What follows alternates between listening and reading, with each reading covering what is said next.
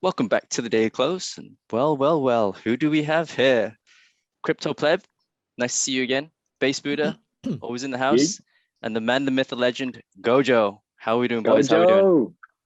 Hello, my friends. He's back, living the dream. Good to have you back, man. Good to have you back. So some you. very exciting projects to cover today.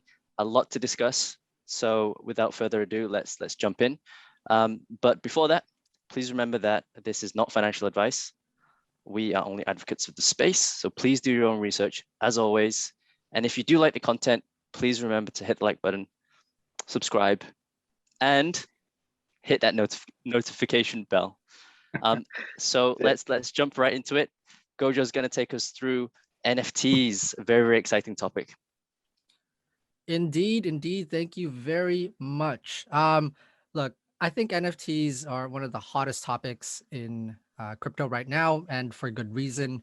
I'm going to start off and talk about why I think it's so hot. And if you want to get into and join the party, what can you do to make the most out of this massive boom? If I were just look at some numbers here, there are some very telling signs on these charts as to how well they're doing right now. Cumulatively, within the last week, they did about 4 times more in terms of daily volume compared to the week prior, which is insane. And, I think NFTs have always been in our radar. I think a lot of us have invested in NFTs, but this recent spike is quite interesting to me, at least. I think there are 3 main reasons. First is I think NFTs have become more accessible. I think that when it comes to mainstream exposure, they're definitely out there for people who may not be the most savvy when it comes to crypto, but also the opportunity to earn is quite big. So if I were to go one by one, I bet you, if you think about NFTs, the first thing you think about is digital art, right? Maybe you're thinking about the punks, maybe you're thinking about those hash masks, but actually, NFTs have expanded far beyond that. And the first space that I want to talk about is actually gaming. Being half Filipino, I know what the gaming culture like is in the Philippines. And for a third world country, you might think, then why is this obsession for gaming related to, why is it related to NFTs? And the reason for that is because now play to earn is becoming a really popular model there and across the world. What I mean by this is people are starting to realize that perhaps putting their money into these play to earn games can potentially yield better returns than leaving it in their banks. And I think there's a very interesting quote up here that actually says, most of Filipinos don't even make $300 in a month. And to put that into a bank account with inflation and also all of these fees that come with creating a bank account seems like a bad investment or seems like a bad move. So instead, what's happened is they've started using that money and putting it into these games. But just FYI, if you're thinking, let me find that next game, right? Let me get into Axie Infinity. I got to tell you, you need some money to really get started. And it's not cheap. It's like 500, 1,000 if you wanted to get to Axie, for example. I know other games have slightly lower costs, but to get a return, like with any investment, the larger you put in, the more you're going to get out of it.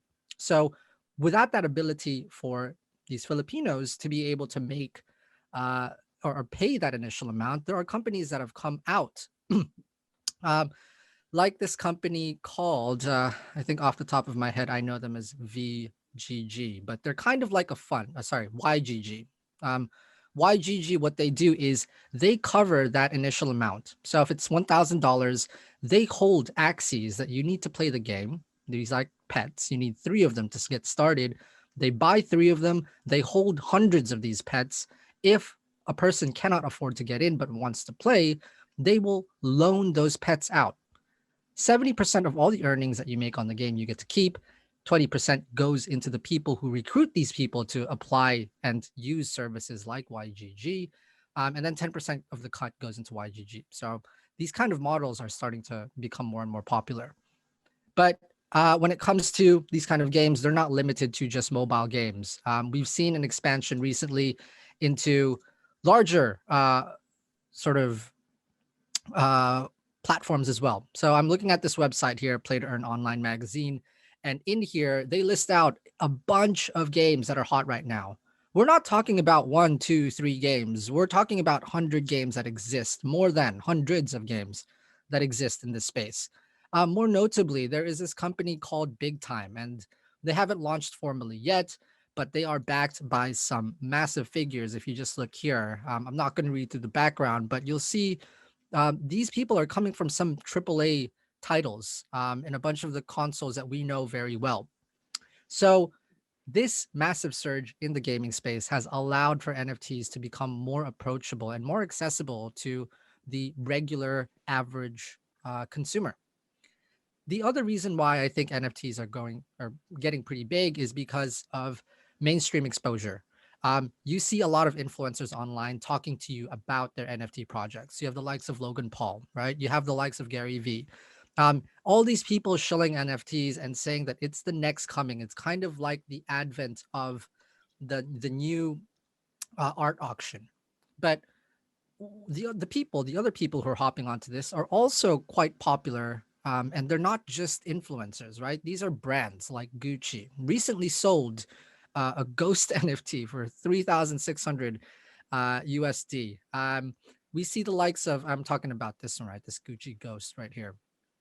I saw that, We yeah. also have, I know, right? You've seen this everywhere. Nothing is stopping you from copying, pasting this, but we see music artists.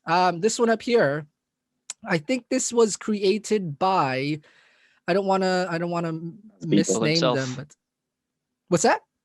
People. People. Legendary people. People. It's people, right?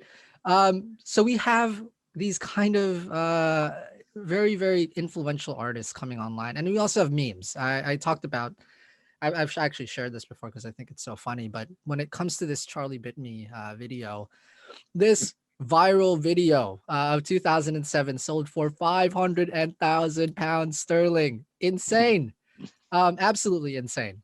So that's another reason why we're starting to see this mass adoption, is because these are familiar, right? These artworks, these symbols are all very familiar, and people want to own it. People want the unique copy of it, right? They want the original Van Gogh, but if they can't get the Van Gogh, then, you know, maybe this Charlie Bit My Finger video, the original one, will have to do.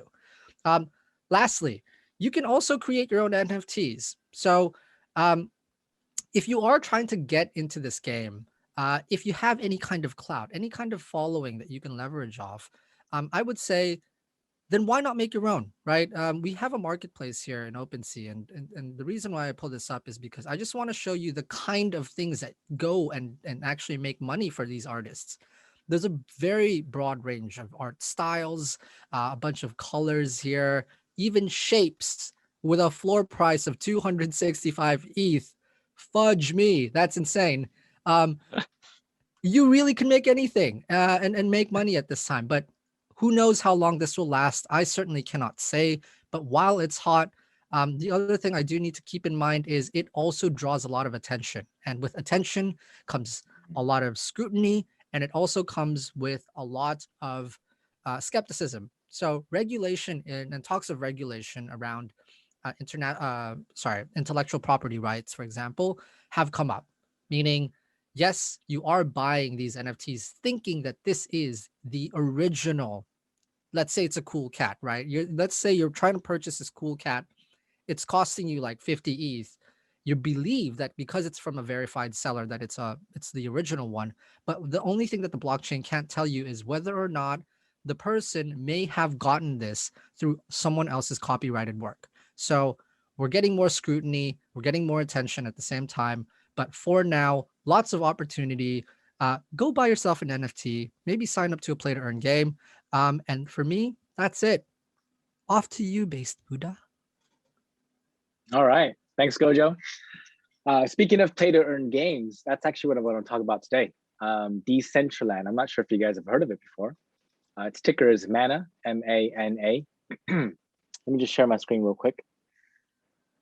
This will do.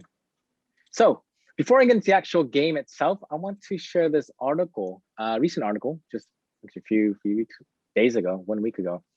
Mark Zuckerberg had an interview with The Verge, basically saying that his plan is to turn Facebook into a metaverse company. There's loads of metaverse companies on the blockchain. They're the play to earn games. This is where people can monetize and basically just, as Gojo said, make money just by playing the game. A few things here. CEO Mark Zuckerberg took a moment to zoom out and wax on the company's future goals, calling out his ambitions to turn Facebook into a metaverse company. It doesn't actually go into detail of how that's going to happen, like how us as users on Facebook is going to, you know, what do we do with our accounts? But he is quite ambitious, and he's just very bullish on the fact that right now mobile is the platform of today, but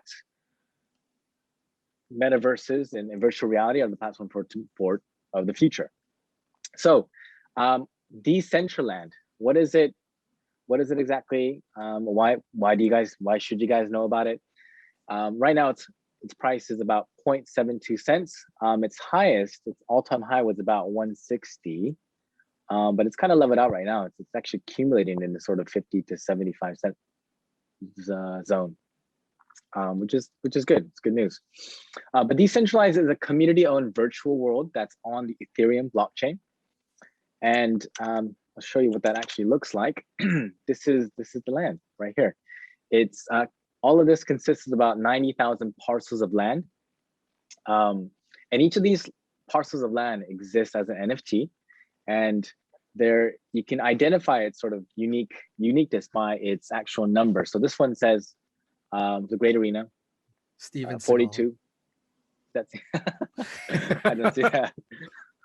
I did not see that. 42 by 9 are the coordinates. Steven Seagal.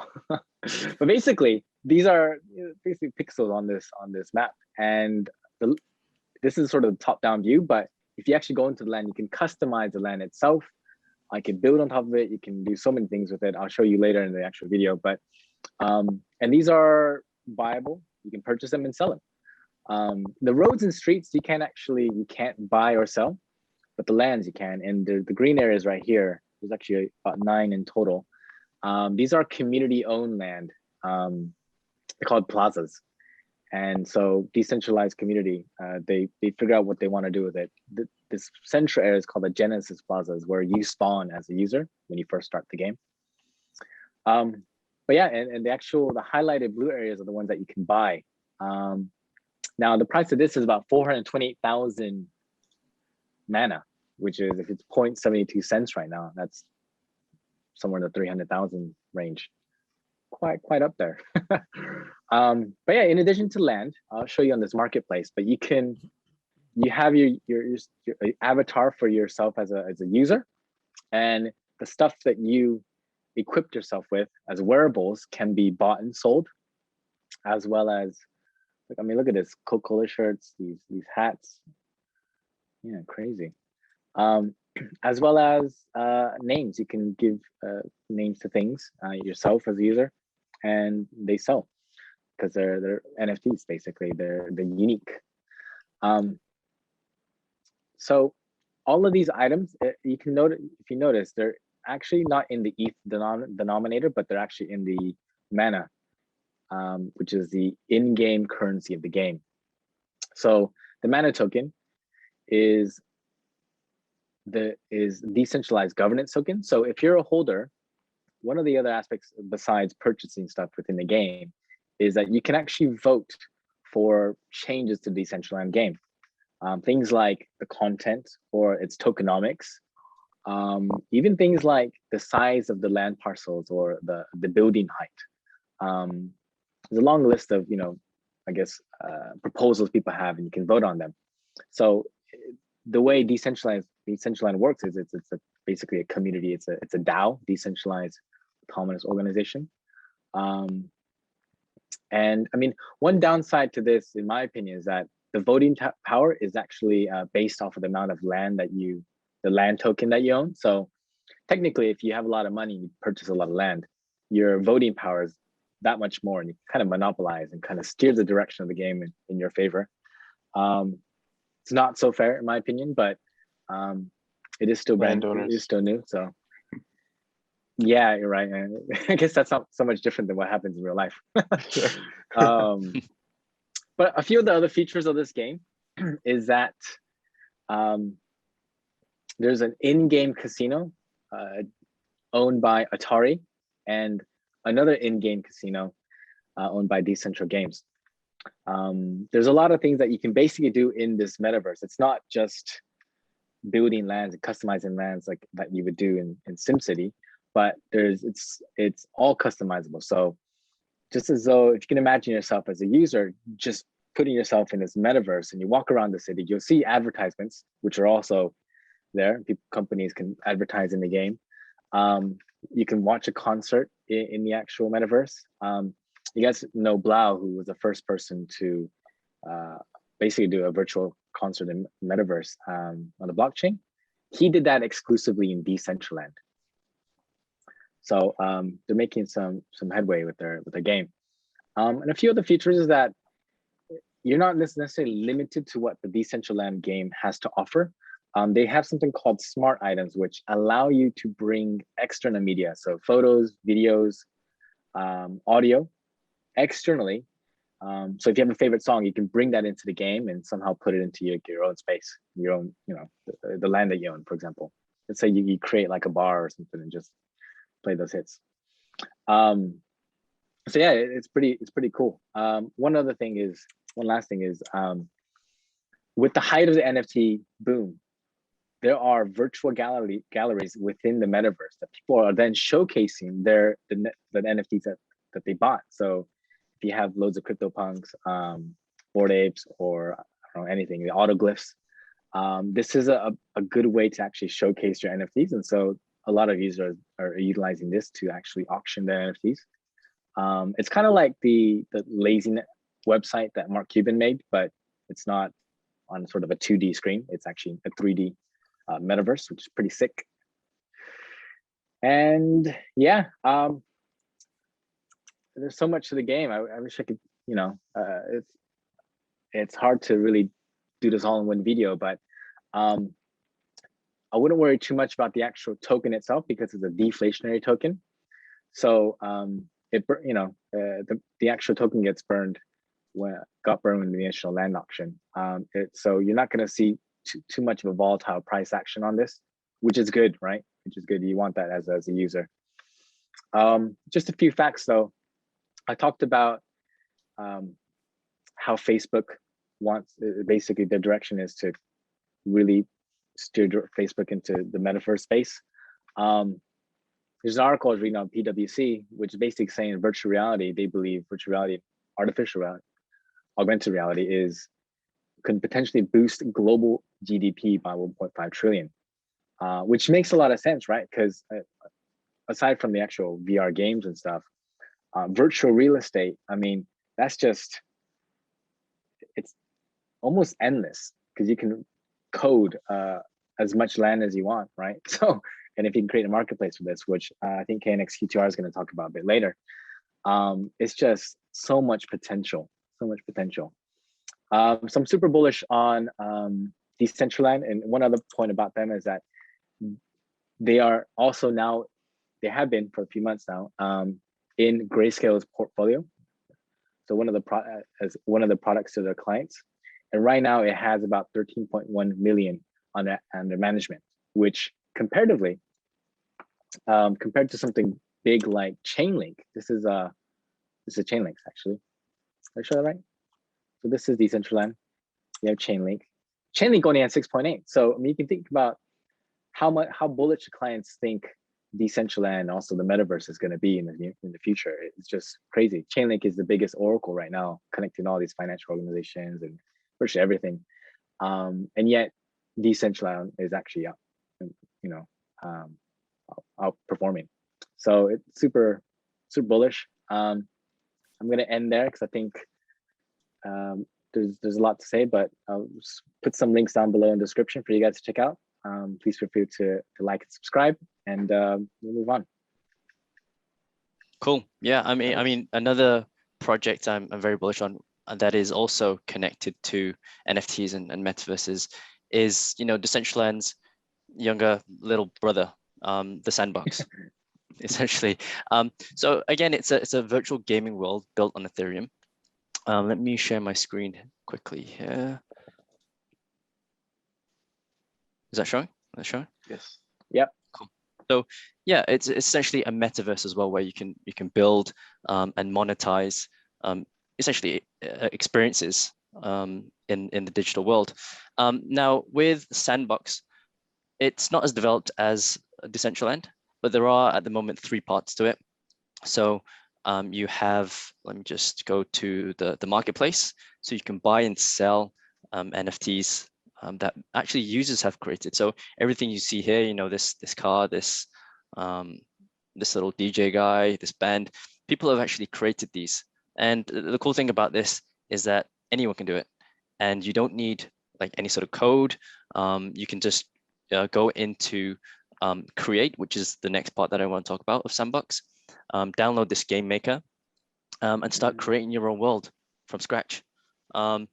So, you know, people can create really cool metaverses within this space and do essentially whatever they want in it. I think the main thing about metaverses is that they want people to build whatever experience they want and other people to experience as well. So with this project, you have the Send token, and then that ties in everything. So it allows you to store the value of land. It allows you to store your NFTs, pay for these different NFTs that users have created, governance and staking similar to Decentraland as well.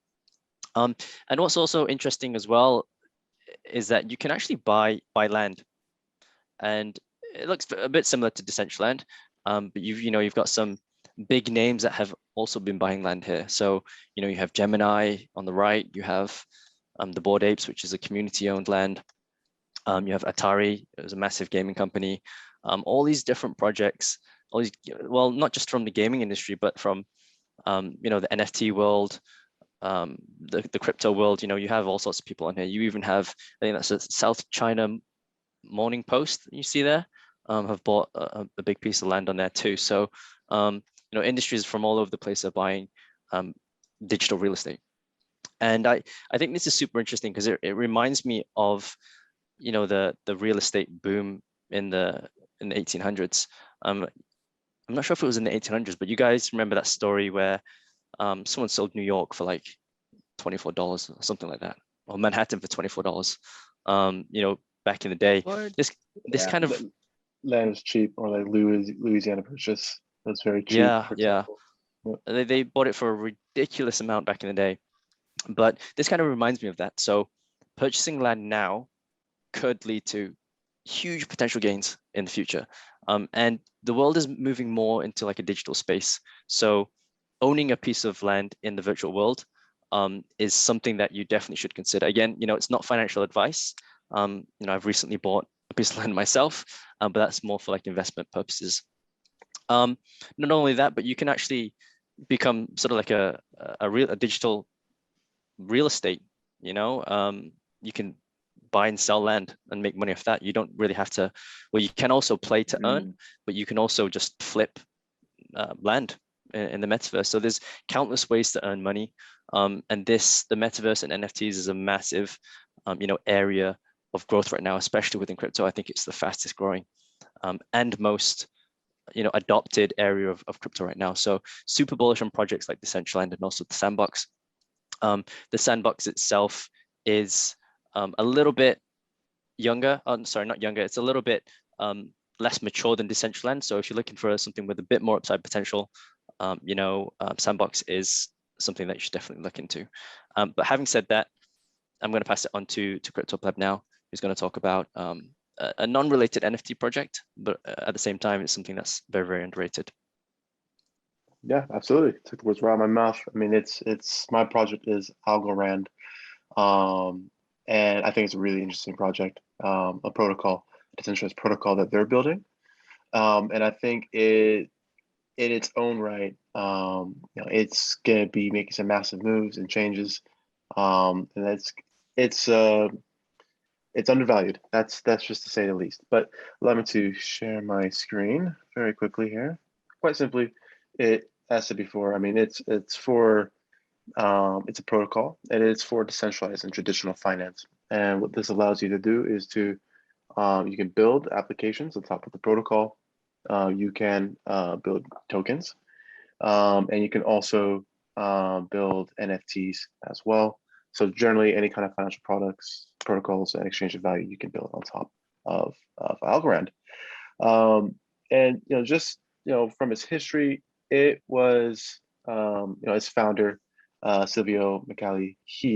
And I can actually show you on the website here, because I found this project to be one of the most well documented projects. So they have everything on here, and I don't think there's really anything difficult to find. But Silvio Micali from MIT, he founded Algorand, which is a company, in 2017. And in 2019, April, I think it was April 5th, was able to get the net up and running. Their native token is ALGO. So if you want to look them up on CoinGecko, it'll be ALGO. But the founder here, I mean, he's very well, very, very good background. He is a co-inventor of probabilistic encryption, zero knowledge proofs, verifiable random functions, and many other protocols are used within cryptography itself. So this is a very important person. He has a very strong background in this space. So that in itself, if we look into projects to invest in, we look at the team and the creators, this is a strong indication that this is a project to be bullish on at first. But just to go back a little bit more, I mean, with Algorand, they do have a wallet that you can use, so here is the Algorand wallet. I've downloaded it myself and use it. You can, buy and sell things. You can watch your assets on there as well. But moreover, if you hold Algorand within this wallet, you can actually get rewards for it as well. So as if it's a benefit, I found the UI UX of this to be quite good. Going back, they also allow a place for you to create NFTs on here as well. It's another store of value opportunity to create and share and expand it. So for those who are more technically inclined, who want to jump into the NFT space that we were talking about in the previous conversation, this is a protocol you can use to achieve just that. Other than that, I mean, just for those who are developers, you can build on Algorand. They have SDKs and other tools, so you can easily build on the platform itself. But actually, so Algorand, they are partnered with over 500 different organizations. I think they're working with about 700 now, I think. And so they have a lot of actual real use cases of success. Again, back to the site here, to future use cases, you will see that they work with fintech startups, financial services, and more. Some of the most notable ones for those who are already in the space, they work with Circle, which is with USDC, a very common stablecoin. Also with Tether, USDT, a very, very common stablecoin. But for those of you who want to see a little bit more, I suppose you could say real world application, you can also see that Algorand has been selected as to power the first national digital currency in the Marshall Islands. And actually, for those of you who, there's just so much projects that are a part of. It's crazy with like global carbon holding. This is for ensuring some kind of transparency around the mitigation of the risks brought on by climate change and carbon offsets. For other people, I mean, there's just so much about this project. It's absolutely amazing. Some things technically that I found was quite amazing about this project is that it's one of the few projects out there that boasts what's called pure proof of stake, which boasts what's called a immediate finality in transactions. So whereby in other, when you make purchases through the blockchain, for example, there's a few blocks or confirmations that need to be made before your transaction is done. But there is a risk that it could be reversed.